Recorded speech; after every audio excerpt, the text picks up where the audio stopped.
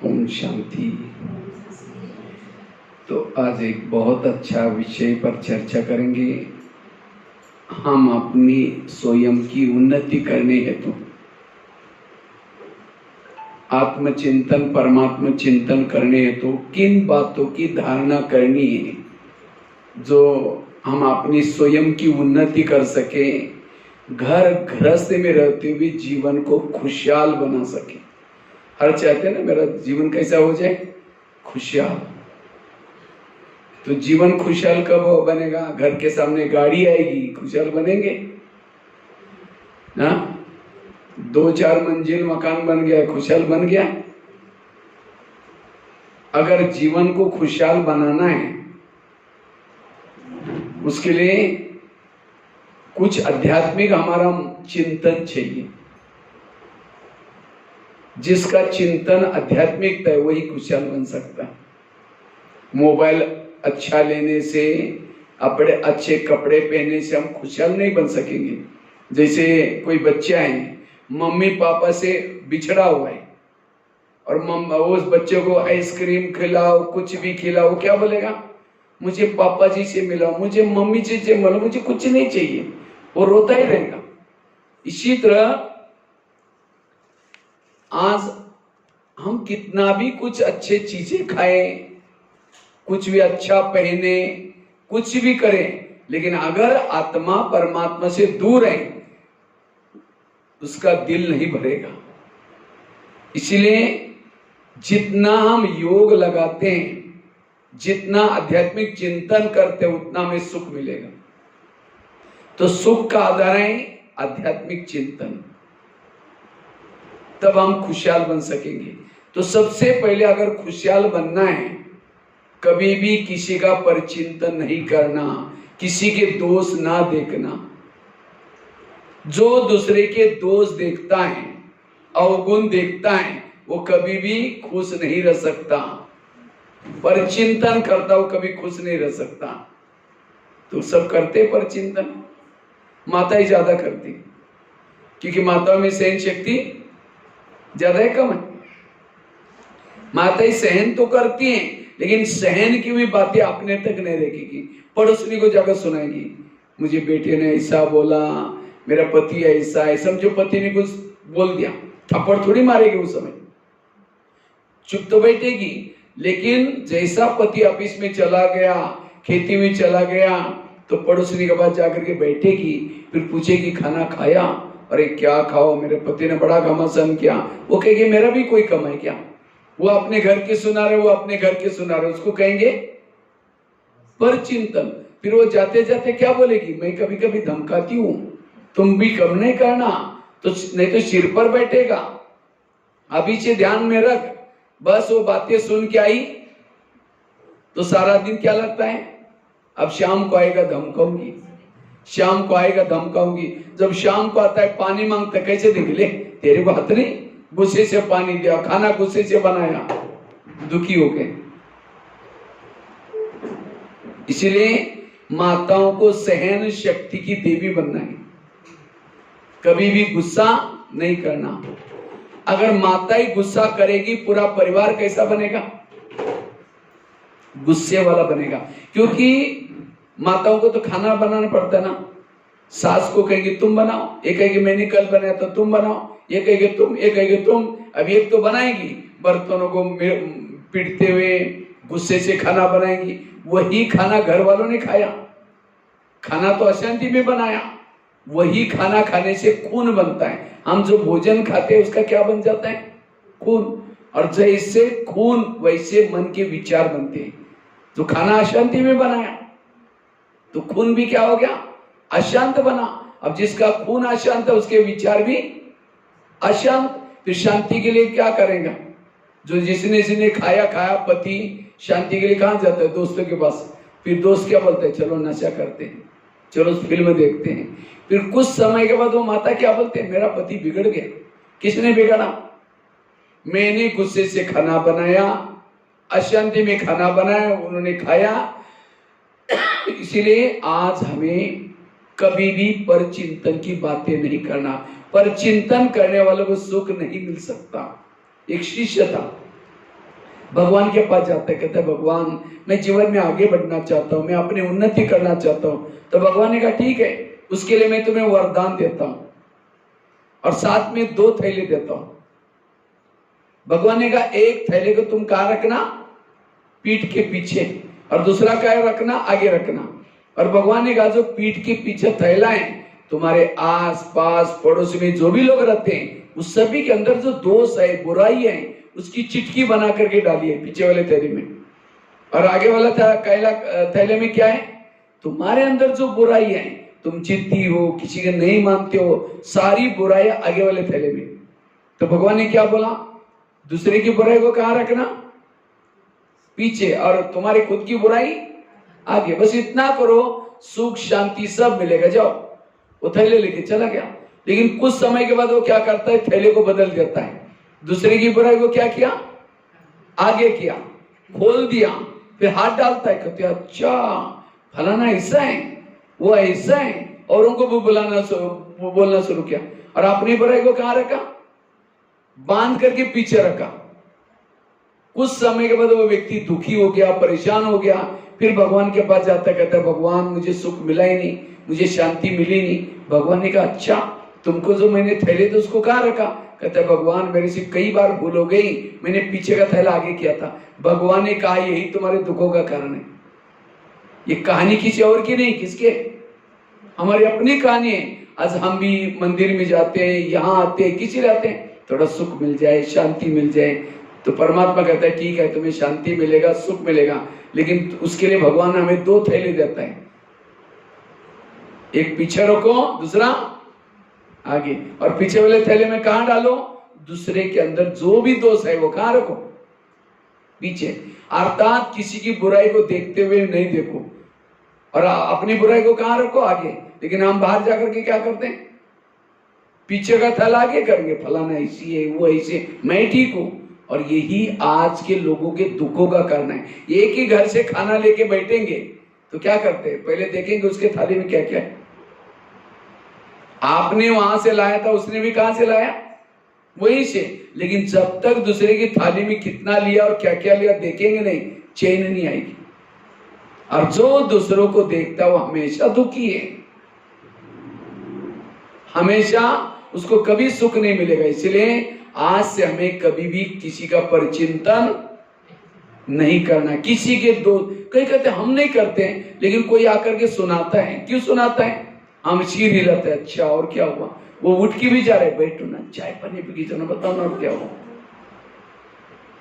और जो ऐसे दोस्त देखता है, सब कुछ है घर में, सुखी नहीं है। इसलिए पर चिंतन से बचना, दोष किसी के ना देखना।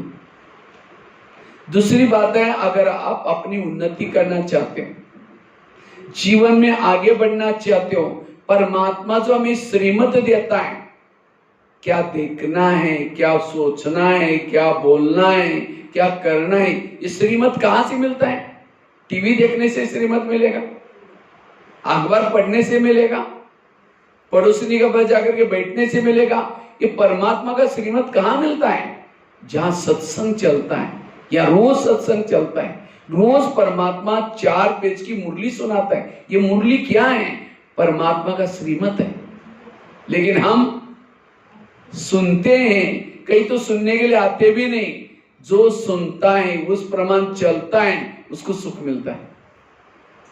इसीलिए रोज ये सत्संग की बातें, ये ज्ञान की बातें जरूर हमें सुनना है, श्रीमत प्रमाण चलना है। कई को लगता है चलने की इच्छा है, लेकिन क्या लगता है, अगर यहाँ आएंगे सफेद ड्रेस पहनना पड़ेगा, बिल्ला पहनना पड़ेगा, ब्याज पहनना पड़ेगा, फिर बाहर का भोजन है। कई को क्या आता है, लोग ला जाते हैं। लोग इस संसार में ऐसे हैं, घोड़े पर बैठने में नहीं देंगे, पैदल चलने में नहीं देंगे। इसीलिए कहते हैं ना, सुनो सबकी, करो मन की, या श्रीमत की। इसीलिए परमात्मा के श्रीमत प्रमाण चलो। और जो परमात्मा से, जैसे कोई भी माँ बच्चों को प्यार करते हैं, कब करते हैं? प्रैक्टिकल बताओ।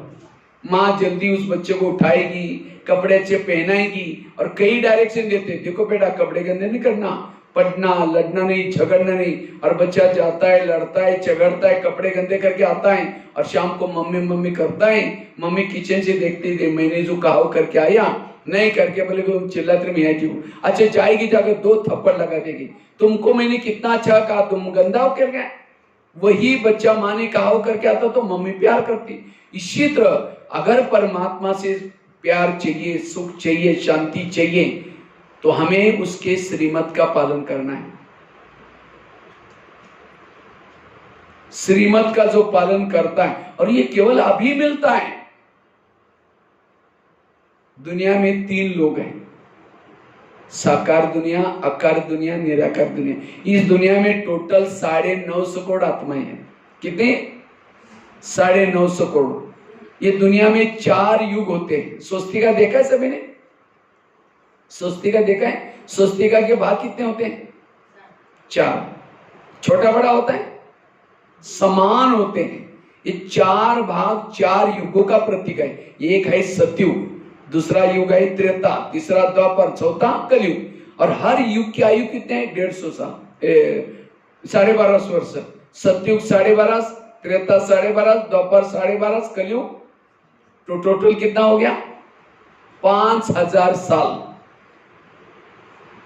जब सतयुग शुरुआत होता है, उस ब्रह्मांड से 950 करोड़ आत्माओं में से 9 लाख आत्माएं नीचे आती हैं। और सभी के सिर पर सोने का मुकुट होता है, पुष्पक विमान होता है हर एक के पास। और हर एक का घर कैसा होता है? टीना वाला नहीं, टीन वाला घर नहीं होता वहां किसी का भी। किस चीज का? सोने के महल होते हैं। खाने के बर्तन भी सोने के होते हैं, सोने का चम्मच भी होता है। सभी के पास हर एक का पर्सनली पुष्पक विमान। वहां कोई हॉस्पिटल नहीं होगा, बीमारी नहीं होगी। वो देवी देवता जिसको हम पूजा करते, देवी देवता कोई भगवान नहीं, एक अच्छे गुण वाले संस्कारित लोग, दैवी गुण वाले देवता है। चैतन्य में दुनिया में थे। उनकी एक की सभी की आयु कितना होते हैं? 150 साल। वहां कोई एक्सीडेंट नहीं होगा, कोई ये नहीं होगा। तो ये 1250 वर्ष तक युग चलता है। एक बार आत्माएं ऊपर से आई, 4 युग पूरा करके वापिस जाते हैं। जब सतयुग पूरा हो जाता है, उसके बाद त्रेता शुरू हो जाता है। उसमें और आत्माएं ऊपर से आती हैं। पहले आई कितनी थी? 9 लाख। फिर और आत्माएं आती है, 33 करोड़ हो जाते हैं। ये दोनों युगों को स्वर्ग कहते हैं। उसके बाद जैसी आत्माएं आगे बढ़ती हैं, युग तीसरा युग शुरू हो जाता है। कौन सा? द्वापर युग। तो यही वे आई हुई आत्माएं विकारों में चली जाते हैं। काम, क्रोध, लोभ, मोह, अहंकार, ईर्ष्या। जब उन विकारों के वश हो जाते हैं, दुखी बन जाते हैं। जैसे हम दुखी बन जाते हैं, परमात्मा ऊपर से धर्मात्मा को भेजता है। लेकिन धर्मात्मा ने भी क्या ये नहीं कहा कि हम भगवान हैं। क्या बोला यीशु ने? क्या बोला है? God is light. उसने ये नहीं कि मैं गॉड हूं, God is light. Guru Nanak ने क्या किया? ओंकार निराकार परमात्मा ने। लेकिन जिन्होंने ज्ञान दिया, लोगों ने उनको भगवान मान लिया। पेड़ों की पूजा, पानी की पूजा, तत्वों की पूजा, आखिर द्वापर के शास्त्र लिखना, भक्ति करना, कलयुग आ गया। कलयुग में तो हम सब कुछ भूल गए। हम कहां से आए, कौन थे। इतना ही नहीं, परमात्मा ने गीता में कहा था, जब जब धर्मग्लानि होगी तब मैं आऊंगा। और धर्मग्लानि के लक्षण क्या बताया? अनाज पुड़े में बेचा जाएगा, गाय विष्ठा खाएगी, बच्चे अपने ही मुख से मन मांगेगी, बालों का श्रृंगार होगा। जब इस दुनिया में दिखाई पड़ेगा मैं आऊंगा। जब मैं आऊंगा, मुझे पहचानने वाले कोटों में कोई में कोई, क्योंकि मैं एक साधारण तन में आता हूं। और कहां आता है परमात्मा? जो सतयुग में कृष्ण था, उसका 84 वाला जन्म, उनके तन में परमात्मा प्रवेश करके क्या करता है? ये सारा ज्ञान सुनाता है।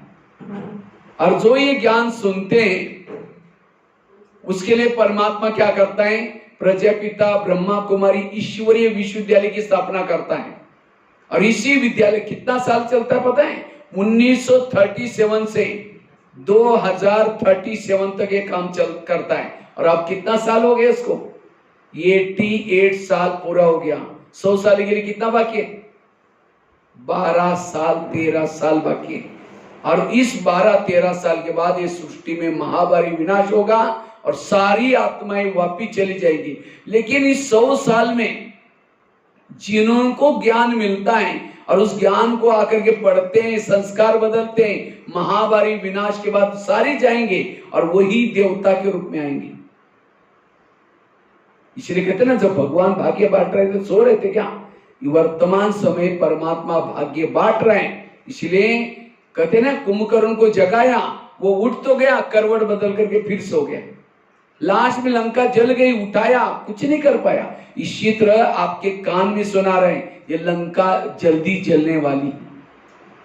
क्या साथ में आएगा? आपके साथ में कुछ आएगा साथ में? कई क्या समझते, ये तो बुढ़ापे में ज्ञान लिया जाता है, अभी तो दांत है, क्या बोल सकते हैं? राम राम राम। जिसको दांत नहीं वो क्या बोलता है? लाम लाम लाम लाम, दूर दूर। लाम लाम मतलब दूर दूर बोलते हैं, भगवान से भी दूर हो गए। हमारे एक बुजुर्ग था, तो बुजुर्ग कभी भी भक्ति नहीं करता था, उसने बचपन से कभी भक्ति की नहीं थी। इतना बुजुर्ग हो गया, आखिर मरने के वो कमाना, खेती काम करना, पैसा कमाना, वही करता है। तो आखिर लास्ट का समय आया, लोग सोचते कि ये बुढ़ा कब मरेगा, मर ही नहीं रहा है। तो ऐसा करते करते एक दिन अचानक क्या किया, जोर से चिल्लाना शुरू किया, वासु केशु वासु केशु वासु केशु। लोगों को लग रहा है कि आज भगवान का नाम ले रहे हैं, आज ये जाने वाला है।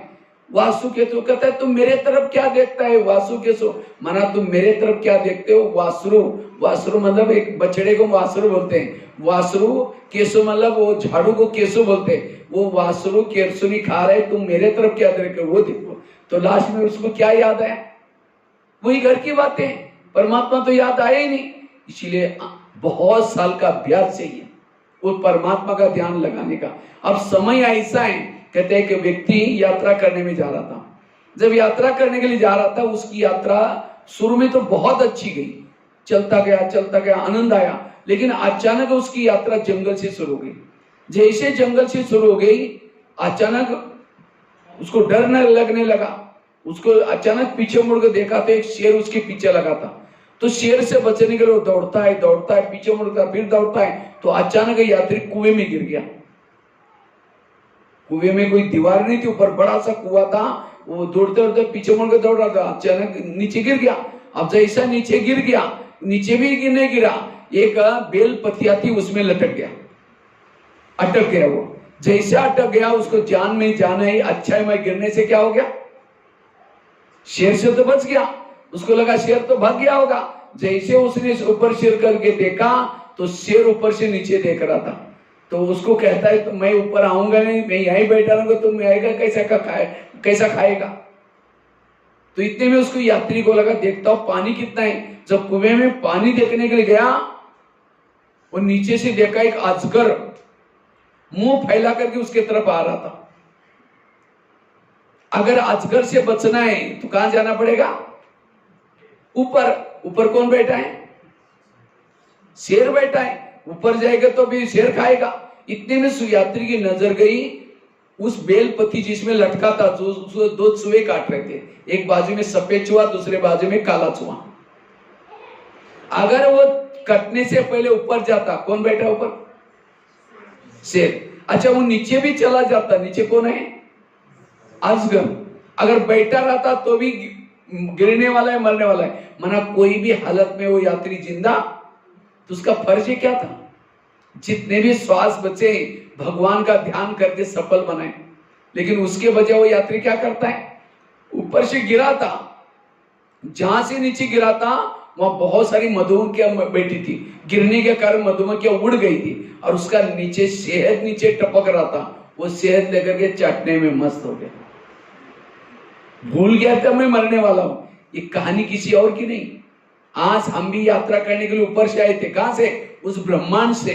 सतयुग त्रेता में हमारी यात्रा बहुत अच्छी गई और अब हमारे सभी यात्रियों के पीछे कौन लगा हुआ है? ये विनाश रूपी शेर लगा हुआ है। उससे कोई भी यात्रा बचेगा, कोई भी यात्री बचने वाला। भगवान कहता है कालों का काल। आजकल अमेरिका में भी क्या किया पता है? समुद्र के नीचे दीवार बना करके प्लॉट लेकर के उसमें रहने का शुरू करो, ताकि विनाश होगा तो कहां जाएंगे। कई ने क्या किया है, चंद्रमा पर प्लॉट काट करके वहां घर बना रहे।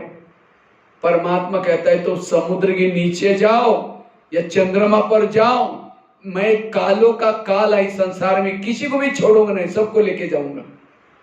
इसीलिए अब सभी का श्वास कैसे है, ऊपर से बॉम्ब्स शेर, नीचे अजगर, मतलब सारी सृष्टि ऐसी फटेगी, ज्वालामुखी में शहर के शहर जाएंगे, क्योंकि अब सृष्टि तिरछी है, सीधा होने वाली है।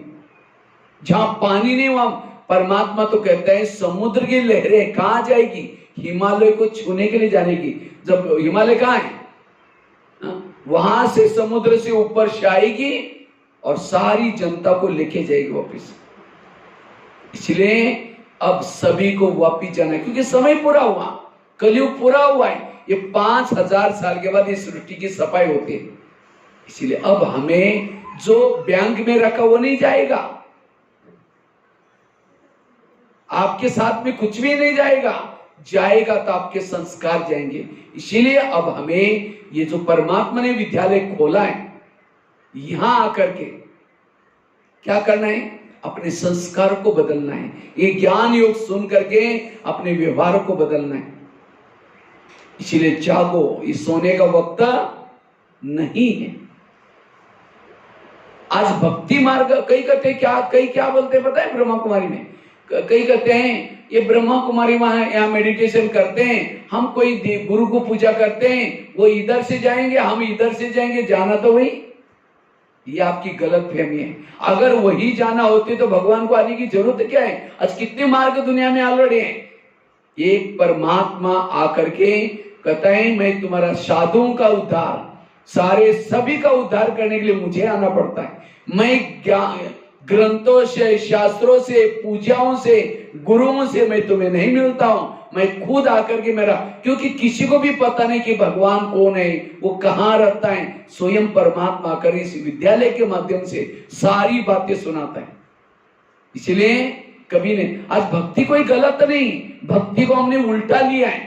कभी भक्ति मार्ग में क्या कहते हैं, भगवान को प्राप्त करना है तो बलि चढ़ानी पड़ती है। कौन सी बलि, जो सारा दिन हम मैं करते, मैं पन की बलि चढ़ाओ, लेकिन लोगों ने कौन सी बलि चढ़ाई, मैं करने वाली बकरी को बलि चढ़ा दिया, अपना मैं तो छोड़ा ही नहीं।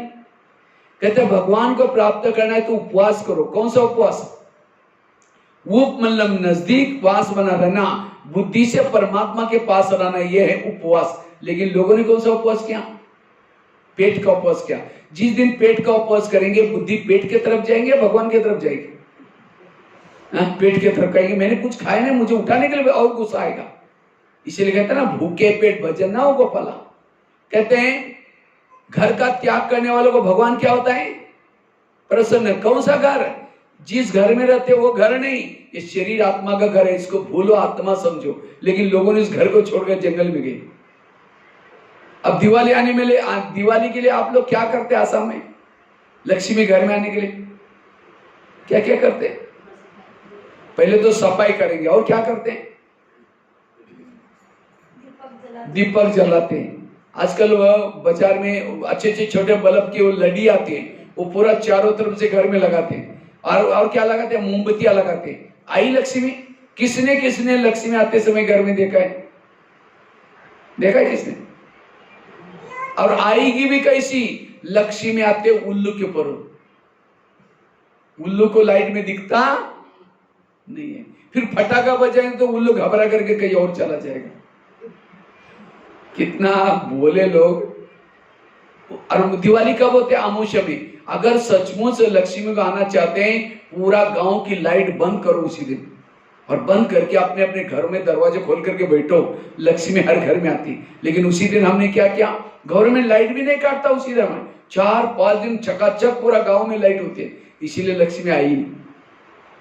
वास्तव में कौन से दीपक की बात है, ये दीपक आत्मा का दीपक जलाओ।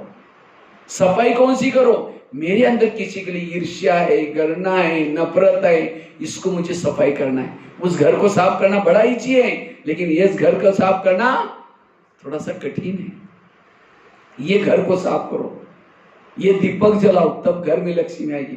कहाँ कुछ किया कुछ। हमारे ब्रह्मा कुमारी में एक भाई आता था, नया नया आया था, 5-6 महीने हुआ था। तो एक दिन वो होटल में गया और होटल में जाकर के 1 किलो समोसा मंगाया। समोसे जानते हैं ना, मैदे को बेल करके आलू का मसाला बना करके भरते हैं, उसको तलते हैं, उसको समोसा बोलते हैं। तो 1 किलो समोसा मंगाया, मैदे का छिलका ऊपर का फेंकता है निकाल करके और मसाला खाता है। तो मैनेजर ने बोला तुम मैदा पसंद नहीं करते? कहता पसंद तो करता हूं, लेकिन आजकल मैं ब्रह्मा कुमारी आश्रम में जाता हूं, उन्होंने कहा कि बाहर का नहीं खाना, इसलिए बाहर का निकाल करके मैं अंदर का खा रहा हूं। बाहर का मतलब दूसरे का हाथ का बना हो ना खाना, लेकिन वो क्या कर रहा है, ऊपर का छिलका फेंक रहा है और अंदर का मसाला खा रहा है। इसीलिए होटल पर बोर्ड लिखा है, क्या लिखा है? होटल, हो सके तो यहां से टल, क्योंकि बाहर का बना हुआ है। तो कहा कुछ किया कुछ। इसीलिए ब्रह्मा कुमारी में सही भक्ति सिखाए जाते हैं। एक ये था, एक व्यापारी था, सेठ जी थे, उनका दुकान सामने था, सामने मकान था, बीच में रोड था। तो सेठ जी एक बार बीमार पड़े। जब बहुत बीमार पड़े, सेठ जी ने क्या किया, अपने बेटे को बुलाया और बेटे को कहा बेटा तुम मेरे से भी बड़ा अच्छा सेठ बनना, उसके लिए तुम क्या करना, छांव में जाना और छांव में आना। छांव समझा क्या बोलते हैं असम में? अच्छा हाँ, छांव में जाना और छांव में किसी लिए, सेठ जी बनने के लिए। दूसरी बात क्या बताई, मीठा खाना और मीठा खिलाना, खुद भी मीठा खाना दूसरों को भी खिलाना। तीसरी बात, देते रहना, किसी कुछ नहीं लेना, माना कोई भी चीजें सबको देना लेना। ये 3 चीजें बताई और उसके बाद बीमार था, शेरी छोड़ के चला गया। तो बेटे को कुछ समय के बाद याद आया, पिताजी मुझे 3 बातें सुनाई। तो क्या करता है, छांव में जाने के लिए क्या करता है, घर सामने था, सामने मकान दुकान था, तो घर से लेकर के दुकान तक टीन का सेट डाल दिया, पतरा डाल दिया, किसी ने छांव में जाने और आने के लिए। रोज मिठाई बना करके खुद भी खाता है, दूसरों को भी खिलाता है। और तीसरी बात क्या बोला था, देते ना कीजिए। कोई भी घर में आता है, किसको टेबल देता है, किसको कटोरी देता है, किसको थाली देता है, कुछ ना कुछ गिफ्ट में चीजें देना है। और कोई भी किसी से कुछ चीजें लेना, इससे फायदा होने के वजह और ही घाटे में चला गया। वो शुगर पेशेंट हो गया, डायबिटीज हो गई, क्यों, मीठा खाता था और मिठाई बनाने के लिए पैसा तो चाहिए, और ही कंगाल बीमार हो गया। और देते रहने से उसके घर की सारी चीजें खत्म हो गई। अब कब तक देते रहेंगे, सारा घर खाली हो गया, कोई चीजें ही बची नहीं। और छांव में जाने से 12 बजे 2 बजे दुकान में जाता था, पतरे के नीचे छांव तो कभी भी होते हैं, तो कभी भी आता है दुकान, आने वाले दुकान ने देखा रही गिरा है, दुकान बंद है, आना ही बंद कर रहे लोगों ने, तो इसे और ही घाटे में हो गया। तो एक दिन उसके मन में आया, पिताजी ने तो मुझे कहा तुम सेठ जी बनेगा, और 3 बातें करने के लिए बोला, मैंने किया, मैं सेठ जी तो बना ही नहीं। अपने दोस्त को बुलाया, कहता दोस्त मुझे पैसा चाहिए। तो दोस्त ने कहा क्या हुआ, अरे कहते हैं पिताजी मर गया, मुझे धोखा दे के मर गया। बोला क्या धोखा दिया, बोला छांव में जाओ, मीठा खाओ, देते रहो। बोला तुमने क्या किया, मैंने टीन का शेड डाल दिया छांव में जाने के लिए, और मीठा भी खाया, औरों को भी खिलाया, और देते भी रहा, कुछ लिया ही नहीं, मैं सेठ जी बनाया नहीं। तब उसका दोस्त कहता है, अरे पिताजी ने तुम्हें इतनी अच्छी बातें बताई थी, सचमुच वो तुम करता तो सेठ जी बन जाता। पिताजी ने ये कहा था कि सेठ जी बनने के लिए छांव में जाना, अर्थात दिन उगने से पहले दुकान में जाना। दिन उगने से पहले क्या होता है, छाया होती है, और दिन डूबने के बाद मतलब छांव में आना। अंधेरा कब होता है, शाम को। सारा दिन दुकान खोल के बैठना, बीच में बंद नहीं करना। अगर जिसका सारा दिन दुकान खुला है, गिराहक आते रहेंगे, फायदा होता रहेगा, क्या बन जाता, सेठ जी बन जाता। बात को समझा ही नहीं उसने, टीन का शेड डाल दिया, छांव में गया और छांव में। और मीठा खाना, अर्थात तुम्हारे दुकान में जो भी आएंगे उनके साथ मीठा बोलना, अच्छा बोलना। कोई दुकान वाला अच्छा बोलता है तो सब क्या करते हैं, वही जाते हैं, कहते अरे वो बड़ा अच्छा है, बहुत प्यारा है, आप भी जाना, आप भी जाना। उसके सब लोग आएंगे तो क्या बन जाता हूँ, सेठ जी। उसने मीठा बोलने के बजाय मीठा खाया और खिलाया। और देते रहना, अर्थात तुम इतनी कमाई करो, जो कर्जा किसी को दो, कर्जा किसी से नहीं लो। उसने चीजें दी कितना अच्छी बात है। इसी तरह भक्ति में उपवास करो, बलि चढ़ाओ, घर का त्याग करो, कितनी अच्छी बातें बताई। लेकिन आज हमें ना कोई समझाने वाला मिला, ना कोई समझने, फायदे के बजाय हम, इसीलिए परमात्मा यहां करके सारे शास्त्रों का सार, सारे ग्रंथों का सार हमें सच्ची बातें सुनाते हैं। आज एक तरफ तो हम कृष्ण को भगवान मानते हैं ना, और दूसरी तरफ क्या बोलते हैं, जब गोपिका नहाने के लिए जाते थे उनकी वस्त्र मुरली बजाते हैं, चुरा के लेके जाता था। एक कॉलेज में मुझे बच्चों ने प्रश्न किया, कहते सर कृष्ण जब वस्त्र चुराता था उनको हमने भगवान माना, और हम किसी के वस्त्र कपड़े लेकर पुलिस वाला डंडा मार के हमको जेल में डालते, ऐसा क्यों? बात तो सही है, वास्तव में ऐसा कृष्ण ने किया था। ये जैसे हम यहाँ, ये सेंटर भी क्या है, एक तालाब है, किस चीज का, यहाँ ज्ञान का स्नान करने के लिए हम सभी आते हैं। जब ज्ञान स्नान करने के लिए आते, परमात्मा ईश्वरीय महावाक्य ज्ञान की मुरली बजा करके हमारा देह का भान भुलाता है, ये उसका यादगार किया हुआ। ये ज्ञान सुनने से हमारा देह भूल जाता है, ये है। लेकिन लोगों ने क्या, इसलिए कृष्ण को किसी ने पत्र लिखा था, श्री कृष्ण जी आपने कहा था कि जब धर्म ग्लानि होगी तब मैं आऊंगा, अभी आना नहीं, क्योंकि किसी भी गोपिका के पास अभी सबके पास मोबाइल है, अगर किसी को वस्त्र चुराएगा पुलिस स्टेशन में फोन करेंगे। और कहा कि आजकल गोपिका तो नहाने के लिए कोई तालाब में जाते नहीं, आजकल सभी के बाथरूम बने, और आजकल कोई मक्खन खाना ही नहीं, खाते ही नहीं, अगर आप आएंगे तो आपको मक्खन कहां से मिलेगा, आजकल मक्खन। तो वास्तव में आध्यात्मिकता कुछ अलग है, हम कर रहे कुछ अलग है। इसलिए परमात्मा इस विद्यालय में हमें भक्त से ही भक्ति करना सिखाता है। अब पेड़ों के जड़ों में पानी डालेंगे तब पेड़ बढ़ेगा, या पत्तों को पानी डालने से पेड़ बढ़ता है? कहां पानी, पेड़ में पानी कहां डालते हैं? पत्तों को डालते हैं, जड़ में डालते हैं। इसी तरह सारे संसार को देने वाला कौन है? एक भोलेनाथ परमात्मा। आज राम ने भी किसे लिया? शिव जी से लिया। कृष्ण ने किसी से लिया? शिव ने लिया। सभी देवी देवता ने किसको पूजा है? शिव को। शिव परमात्मा देवों में देव महादेव है, हर हर महादेव है। जब तक उसको नहीं जानेंगे आप कुछ नहीं जान पाएंगे। इसीलिए अब परमात्मा को पहचानना है। जैसे कि 4 बच्चे थे, 4 बच्चे आपस में लड़ते थे। पिताजी को कहते, पिताजी हमको घर की स्टेट बांट के चाहिए। अब पिताजी को लगा मैं किसको कितना दो, तो एक दिन पिताजी ने चारों बच्चों को बुलाया और एक एक मुट्ठी, ध्यान से सुनना, एक एक मुट्ठी गेहूं दिया। क्या दिया? एक एक मुट्ठी गेहूं दिया, और कहा कि मैं 10 साल के लिए कहीं जाने वाला, अर्जेंट काम है, मैं 10 साल के बाद आने के बाद बंटवारा करूंगा। ऐसे करके पिताजी चले गए। तो 10 साल के बाद पिताजी वापिस आए, तो बच्चे कहते हमको बांट के चाहिए घर की स्टेट। तो कहा कि ठीक है, शाम को मेरे कमरे में आना, बांट के देंगे। तो शाम को सब बच्चे चारों भी आए। तो पिताजी ने पूछा, 10 साल पहले मैं गेहूं दिया था आप लोगों को, याद है? वो कहा क्या क्या किया? तो पहले बच्चे ने कहा कि मैं उसी समय क्या किया? कचरे में फेंक दिया। सोचे इतना रख करके करूंगे क्या? दूसरे को पूछा तुमने क्या किया? कहता है आप मैं लेके आऊंगा। नहीं, कहता है मैं उसी समय अनाज में डाल करके पीस के खा लिया। अनाज था, फेंको कहा, इसलिए क्या किया? पीस के खाया। तीसरे को कहा तुमने क्या किया? कहता अब लेके आता हूं। गया, उन्होंने उस तीसरे ने क्या किया था? एक डब्बा बनाया था सोने का। सोचे कि बाप का अमानत है, और सोने के डब्बे में संभाल कर रखा था, ला करके दिखाया। चौथे को कहा तुमने क्या किया? कहता अब लाने के लिए एक बैलगाड़ी चाहिए। दिया था कितना दिया था पिताजी ने? 1 मुट्ठी। लेकिन क्या बोलता है लाने के लिए क्या चाहिए? बैलगाड़ी।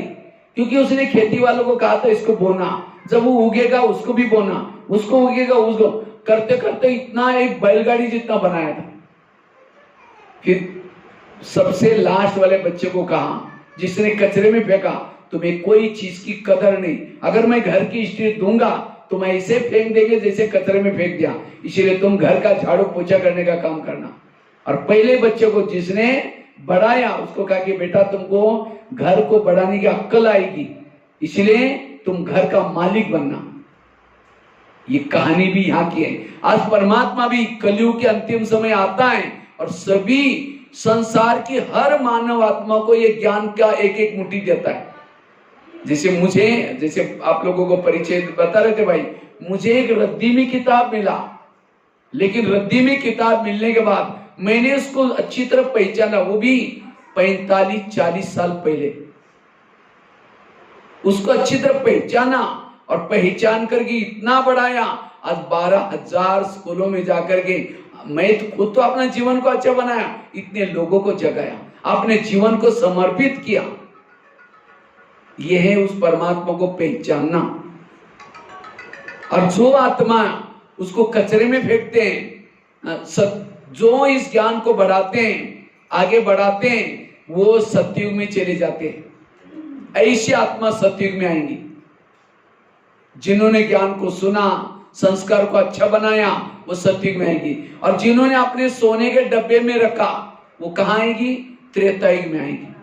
और जिन्होंने कहा कि ये लोग अच्छा काम कर रहे, ब्रह्मा कुमारी वाला अच्छा का मना अनाज में पीस के डाल दिया, भावना है, भावना वाले लोग कहाँ आएंगे? त्रेतायुग में। और कलयुग में कौन आएगा? जो कचरे में फेंक दिया, अरे ये तो ऐसे बोलते रहते हैं, विनाश होने वाला, ये किसने देखा, फेंक दिया। तो आप कौन से युग में आना है? कौन से युग में आना है? बताओ, कौन से युग में आने वाले आप लोग? सतयुग में आने वाले। तो क्या करना पड़ेगा? रोज या आना पड़ेगा, ये ज्ञान की बातें सुननी पड़ेगी, तब हमारे संस्कार अच्छे बनेंगे। इसलिए ज्ञान को हमें, और वैसे ये ज्ञान आज के जमाने में सभी को जरूरी है, क्योंकि आजकल घर घर में रामायण चल रहे हैं, घर घर में महाभारत चल रहे हैं, कितने आपस में झगड़े, क्या क्या ये झगड़े होते हैं, तनाव, टेंशन है, क्योंकि आज हर व्यक्ति निगेटिव बना हुआ है, हर व्यक्ति दुखी है। और जो व्यक्ति निगेटिव है उसको रात को चैन की नींद नहीं आएगी। जो व्यक्ति निगेटिव है उसको गुस्सा आता है। मैं तो करीबन 12,000 जितने स्कूलों में गया हूं। जब भी स्कूल में सामने बच्चे बैठते हैं, मैं बच्चों को पूछता, बच्चे ये बताओ इसमें से गुस्सा किसको किसको आता है? झूठ बोले कौवा काटे, सारे बच्चे हाथ खड़ा करते, सर हमको गुस्सा आता है। तो सामने टीचर बैठे रहते, हमने कहा सर आप लोगों ने कोई गुस्से पर कंट्रोल करने का लेसन ही सिखाया? सर कहते हमको भी गुस्सा आता है। आज ये गुस्सा व्यक्ति को, अभी मैं आज ही जेल में कार्यक्रम करके आया, तो जेल में कैदी बन के क्यों गया? क्योंकि उसने गुस्सा किया। एक घटना मैं आपको सुनाता हूं, एक जेल की। अभी मैं एक जेल में गया था जहां 500 महिलाएं जेल में थी, 500 महिला। तो एक महिला को मैंने ऐसे पूछा, आप जेल में क्यों आई? कहते मैं कॉलेज की प्रिंसिपल। मैंने कहा कॉलेज की प्रिंसिपल, आपने क्या किया? कहते मैं बहुत गरीबी में मेरा जन्म हुआ, पढ़ने लिखने के लिए पैसे नहीं थे, तो भी मैंने इधर उधर जॉब करके पढ़ाई की। पढ़ाई करने के बाद मुझे लेक्चरर की नौकरी लगी। जब लेक्चरर बन गई तब शादी हो गई, बच्चे होते गए। कहते तो भी मैंने मेहनत नहीं छोड़ी, क्योंकि मैंने वो गरीबी देखी थी। तो मेरी मेहनत देख करके संस्था ने मुझे प्रिंसिपल बनाया। अब जैसे मैं प्रिंसिपल बन गई, मुझे लगा मेरे अच्छे दिन आ गए। एक बढ़िया सा मकान बनाया, अच्छी सी गाड़ी ली, अब बच्चे भी बड़े हो गए, उनकी भी शादी करवाई, घर में बहू भी आई। लेकिन कहते बहू ज्यादा बहुत पढ़ी लिखी थी, इसलिए खाना पीना बनाना घर का काम नहीं जानती थी। उसको लगा भी 8 दिन आए बना देगी। 8 दिन हो गया, 15 दिन हो गया, महीना हुआ, 2 महीना हुआ, 6 महीना हुआ, साल हुआ, वो कुछ नहीं करती। मैडम को धीरे धीरे टेंशन शुरू हो गया। एक दिन मैडम के ऑफिस में कुछ मीटिंग थी, थोड़ा सा देरी से आई। उसको लगा बहू ने कुछ तो किया होगा। कहा कि बेटा तुमने कुछ बनाया? मुझे कुछ नहीं आता। उसको लगता है एक के कारण सबको भूखा तो नहीं माना है। आखिर मैडम फ्रेश होकर के किचन में गई, दाल बनाई, चावल बनाई, सब्जी बनाई, रोटियां बेल रही थी, स्टील के बेलन से रोटियां बना रही थी। इतने में बहू आकर के कमर पर हाथ रख करके खड़ी रहती। कहते आप कॉलेज में जाते कोई बड़ी बात है क्या? वहां एसी में बैठो, बेल बजाओ तो लोग पानी ला करके देते। कहते एक तो खाना नहीं बनाया बहू ने, दोबारा ऐसे शब्द यूज किया। इतना दिन का गुस्सा था, वही स्टील का बेलन जोर से गुस्से से फेंक के मारा, बहू के सिर में लग गया, बहू आंस पट खत्म। पुलिस वालों को पता चला, पकड़ कर लेके गए। कोर्ट ने फैसला किया आजीवन कारावास। मैंने इस मैडम को पूछा, मैडम आपको गुस्सा क्यों आया था जो बेलन फेंक के मारा बहू को? कहते उसने मुझे टोंट मारा। क्या करते वहां ऐसे बैठना, ऑफिस में क्या काम करता है हमको पता है। मैंने कहा वो टोंड कहाँ लगा है मैडम, थोड़ा जगह दिखाएंगे? कहते भैया टोंड थोड़ी लगता है। मैंने कहा कितना बड़ा फोड़ा आया है, कुछ बड़ा सा फोड़ा कुछ दिखाओ। कहते फोड़ा भी नहीं आया टोंड से। मैंने कहा कितना लीटर से खून गया? कोई खून भी नहीं गया, बूंद भी नहीं आई। देखो उस मैडम ने सब कुछ सीखा। क्या नहीं सीखा? क्या नहीं सीखा? सहन करना नहीं सीखा। इज्जत गई, नौकरी गई, सब कुछ गई। अब मच्छर काट रहे, खाना कैसा भी मिल रहा है उसको तो सहन कर रहे हैं। अगर उस बहू के टोन को थोड़ा सहन करती, ये दिन ना आते। तो ये तो एक घटना मैं आपको सुना रहा हूं। आज घर घर में घटनाएं हो रही। आज कई बच्चे डिप्रेशन में जा रहे, नशा कर रहे, कई तो सुसाइड कर रहे। क्यों? सहन शक्ति। अभी मैं एक नशा मुक्ति केंद्र में गया था। जवान लड़के लोग 20-20 साल वाले, 25 साल वाले। आज मम्मी पापा ने पढ़ाया था मेरा बेटा कुछ कमा कर ला कर देगा, आज बेटे को ही देना पड़ रहा है। आज बेटे को ही कमा कर देना पड़ रहा है। क्यों? तनाव, टेंशन। इसलिए वर्तमान समय तनाव से बचने की जरूरत है, टेंशन से बचने की जरूरत है।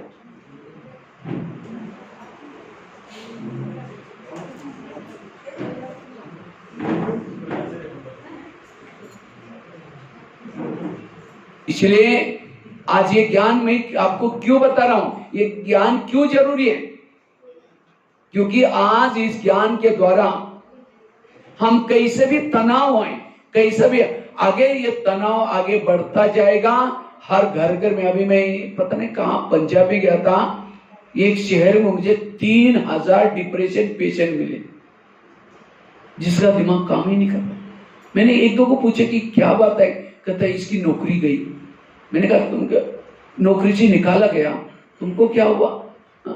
आज हर एक टेंशन में, क्योंकि आज टीवी खोलो निगेटिव, अखबार खोलो निगेटिव, किसी के पास जाकर के बैठो निगेटिव। ऐसे जगह पर आओ, कहीं जाने की जरूरत नहीं। आज यहाँ नहीं आएंगे, कहीं यहाँ बुलाते तो कहते बहन जी हमको टाइम खाए, भाई हमको टाइम खाए, जेल में जाने का टाइम है। यहाँ नहीं आएंगे, टेंशन में आएंगे तो हॉस्पिटल में रहने का टाइम है, कोर्ट कचहरी में चक्कर लगाने का टाइम है। यहाँ आओ, कहीं भी जाने की जरूरत नहीं है। इसलिए रोज आकर के ये आध्यात्मिक बातें सुनो, आप हेल्दी, वेल्दी और हैप्पी बन सकेंगे। क्योंकि जो ये बातें सुनता है तनाव से बचता है।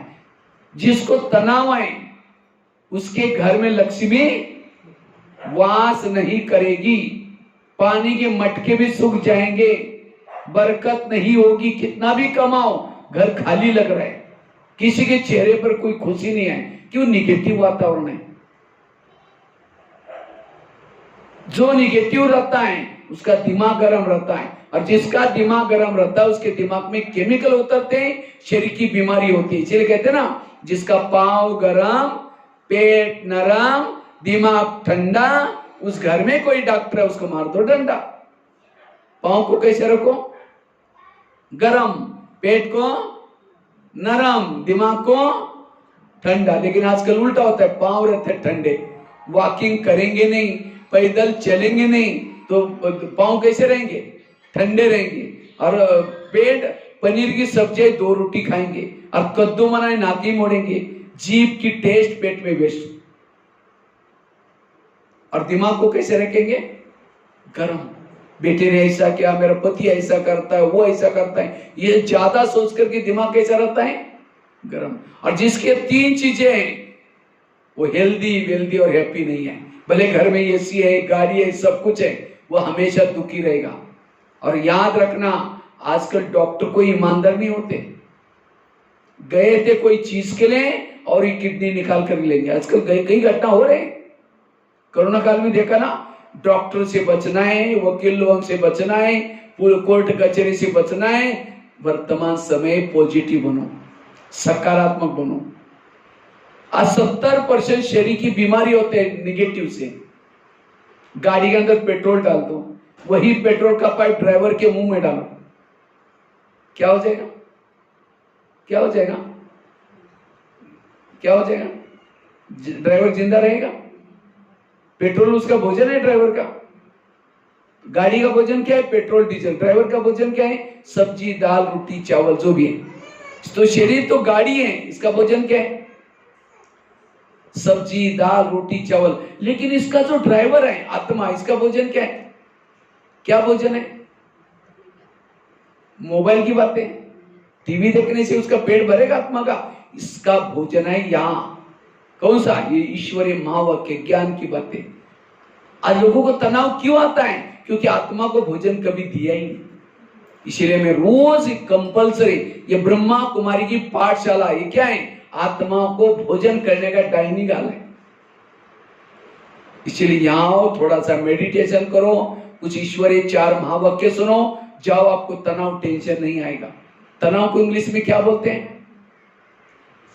टेंशन। टेन मतलब कितना? 10। और सन मतलब बच्चे। टेंशन मतलब 10 बच्चे।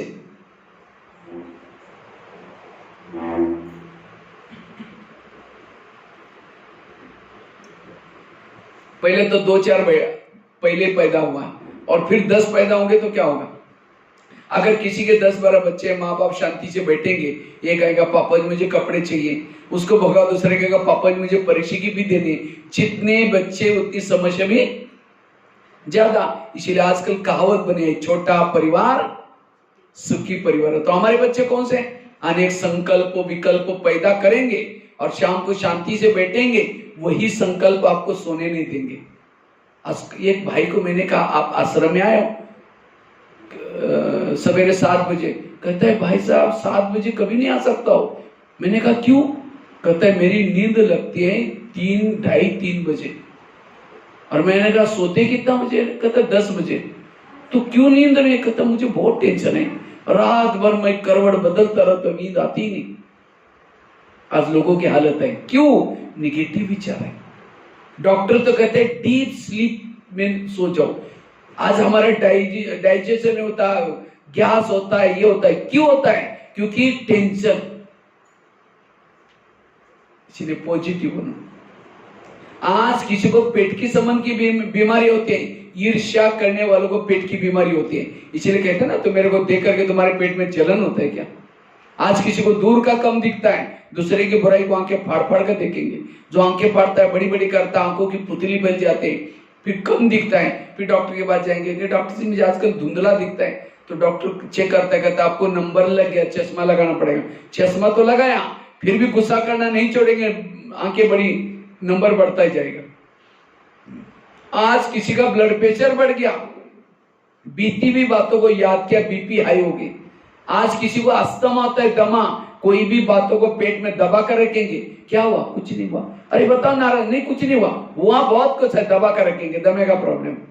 आज किसी को स्पॉन्डिलाइट होता है, रास्ते में जा रहे सब्जी लाने के लिए जा रहे मार्केट में, वो क्या करती है, वो क्या करता है, इधर उधर देखने वालों को स्पॉन्डिलाइट। फिर डॉक्टर को कहेंगे डॉक्टर जी मेरे गले में आजकल अकड़न हो रहे हैं। डॉक्टर चेक करता है, कहता है आपको स्पॉन्डिलाइट हुआ। इसका इलाज करके डॉक्टर एक बड़ा सा पट्टा पहनाता है। जब पट्टा लगेगा 6 महीना ना इधर देखेंगे ना इधर देखेंगे, सीधा देखते जाना पड़ेगा। आज किसी को शुगर होते, शुगर कोई मीठा खाने से नहीं होती, शुगर का कारण है टेंशन। क्या टेंशन? मैं इसकी सास हूं, मैं इसका पति हूं, मैं इस घर का मालिक हूं, मैं इसकी माँ हूं, इसको मैंने पढ़ाया लिखाया, छोटे से बड़ा किया। जब इसकी शादी हुई अपनी पत्नी का मानता है, मुझे नहीं पूछता। ऐसे निगेटिव से शुगर होते। जब शुगर होगी तो क्या करेंगे? मीठा खाना बंद करेंगे, टेंशन में आना बंद नहीं करेंगे। आज किसी को ब्रेन हेमरेज एक नई बीमारी निकली है। क्या हुआ? 4 दिन पहले उसको देखा था, ब्रेन हेमरेज हो गया। क्यों हुआ? हमारे ब्रेन में बालों से भी महीन नसें होती है। ये क्या काम करते हैं? खून सप्लाई होता है, खून चलता है ब्रेन में। लेकिन जब व्यक्ति ज्यादा सोचता है, निगेटिव सोचता है, उस नसों से तेजी से खून बहता है और नसें फट जाती हैं। उसका कोई इलाज नहीं। इसलिए कुछ भी चला जाए, कोई कुछ भी बोले, कभी भी टेंशन में मत आना, कभी भी गुस्सा नहीं करना। मैं जब बच्चे जब बैठते हैं ना, बच्चों को पूछता, बच्चे है ये बताओ इसमें से गुस्सा किसको होता है? सभी हाथ खड़ा करते। फिर मैं इनको पूछता, आप लोगों को राम अच्छा लगता रावण? कहते राम अच्छा लगता है। मैंने पूछा कि राम के बच्चे रावण के बच्चे? कहते राम के बच्चे। लेकिन जिस दिन गुस्सा करेंगे किसके बच्चे बनेंगे? रावण के। जिस दिन मैं बड़ों का नहीं मानेंगे तो आज हर एक के अंदर एक गुस्सा भरा हुआ है। इसलिए क्रोध के ऊपर जीत प्राप्त करने के लिए यहां आना है।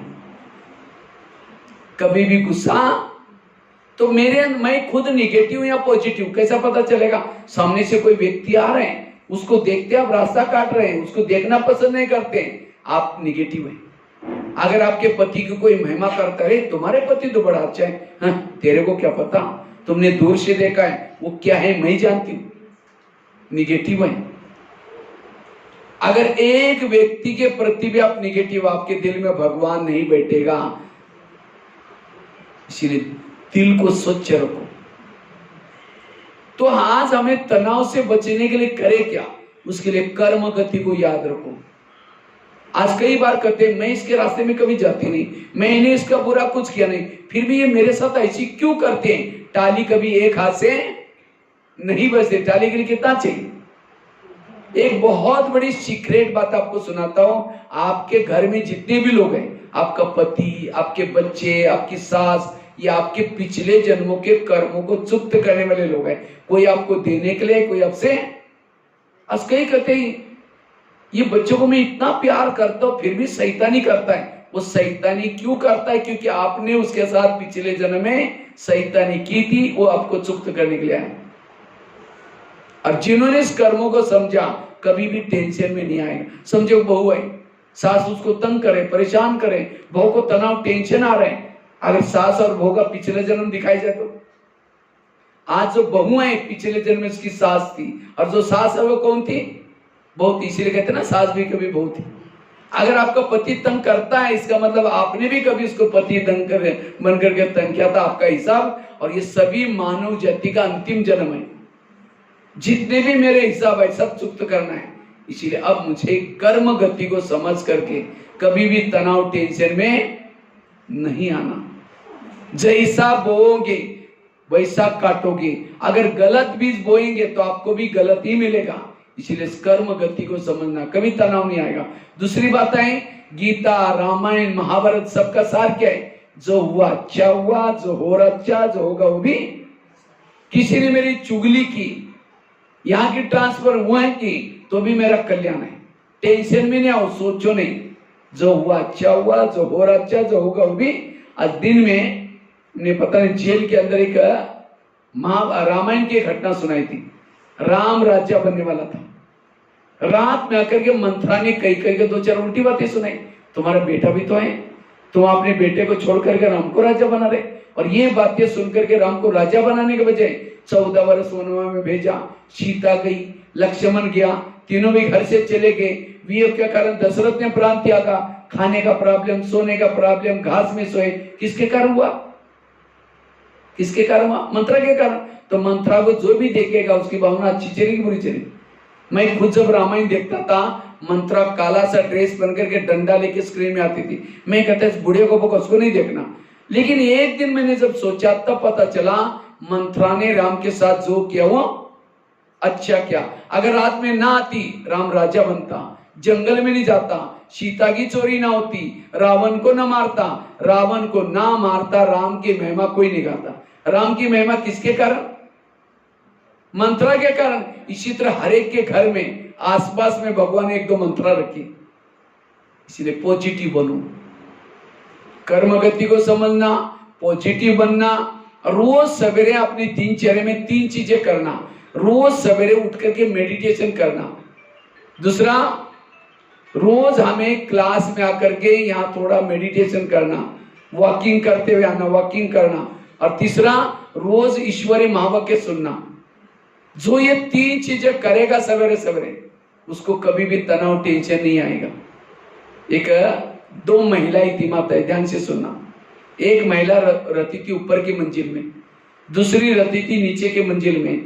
2 मंजिल वाली महिला रोज अपने घर के खिड़की से पड़ोसनी के छत पर देखती है, तो छत पर वो कपड़े सुखाते। उसके कपड़े देख करके पति को बुलाती है, कहती इसको कोई अक्ल नहीं, कितने गंदे कपड़े हैं, कितने मैले कपड़े हैं, जाओ पूछ के आओ वो क्या साबुन लगाती है, क्या सर पर। पति कुछ नहीं बोलता, रोज बुला करके कहते जाओ पूछ के आओ।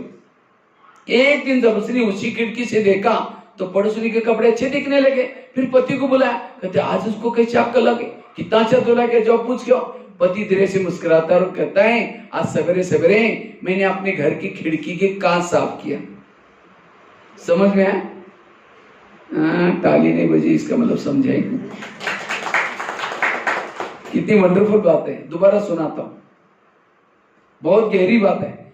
दो माताएं थी, एक रहती थी ऊपर की मंजिल पर, दूसरी रहती थी नीचे के मंजिल पर। तो ऊपर की मंजिल वाले क्या करते हैं, रोज अपने खिड़की से पड़ोसनी का छत, वो छत पर कपड़े सुखाते हैं, उसके कपड़े देखते हैं, उसके कपड़े गंदे दिखते हैं तो पति को दो मंजिल वाली महिला बुला करके रोज कहते हैं इसको देख पूछ के आओ क्या साबुन लगाते हैं, कितने गंदे कपड़े, कितने मैले हैं। तो पति कुछ नहीं बोलता, रोज बुला करके दिखाते हैं। लेकिन एक दिन जब उसने से वहां से देखा तो कपड़े अच्छे दिखने लगे, फिर पति को बुलाया, कहते आज कितनी अच्छी बनाए, साफ किया, लगता है इनके उन्होंने साबुन बदली है, सर्फ बदली किया, जाओ पूछ क्यों। लेकिन पति कहता है आज सवेरे सवेरे मैंने अपनी खिड़कियां साफ की। समझ में? उनकी खिड़कियां गंदी थी इसलिए कपड़े कैसे दिखते थे, गंदे। इसी तरह जिस दिन यहां नहीं आएंगे पाठशाला में, मुरली नहीं सुनेंगे, ज्ञान नहीं सुनेंगे, तो सारा दिन आपकी खिड़की कैसी रहेगी, गंदी। और उसी खिड़की से जिसको भी देखे कैसे उसको सुधरना चाहिए, तो बहुत खराब है, ये ऐसी है, ये टेंशन क्यों आया, क्योंकि हमारी खिड़की गंदी है। इसीलिए रोज अपने खिड़कियों को क्या करो। तो कौन कौन खिड़की साफ करता है, हाथ खड़ा करो। कौन कौन अपनी खिड़की रोज साफ कर, खिड़की मतलब घर की नहीं है, हाथ ही नहीं उठा रहे, घर की नहीं, कौन सी, बुद्धि रूपी खिड़की। नहीं तो अभी मैं पिछले बार नेपाल में गया था, तो नेपाल में एक जगह पर 3 दिन का प्रोग्राम था। तो मैंने पहले दिन ये बात सुनाई, दूसरे दिन तो चर माता आई नहीं, तीसरी दिन आई। बहनों ने कहा कल क्यों नहीं आए थे, कहा परसों भैया ने कहा ना खिड़कियां साफ करो, कल हम सारा दिन खिड़कियां साफ करने में लगे थे। कौन सी खिड़की, घर की नहीं, कौन सी, बुद्धि रूपी खिड़की। तो रोज ये 3 चीजें करेगा, रोज मेडिटेशन करेगा सवेरे उठ करके, दूसरा बताया वॉकिंग करेगा, और तीसरा रोज ज्ञान की बातें सुनेगा, उसको कभी भी तनाव टेंशन नहीं आएगा, वो सदा सुखी है, उसके चेहरे में सदा खुशी है। इसीलिए तनाव से बचने के लिए ये रोज खिड़की को साफ करना। कोई कुछ भी करता है बुद्धि से निकालो, ये कुछ बातें याद रखेंगे, आप घर में रहते हुए भी आपका हेल्थ अच्छा रहेगा, आप हेल्दी वेल्दी और हैप्पी बन सकेंगे। ठीक है, ओम शांति।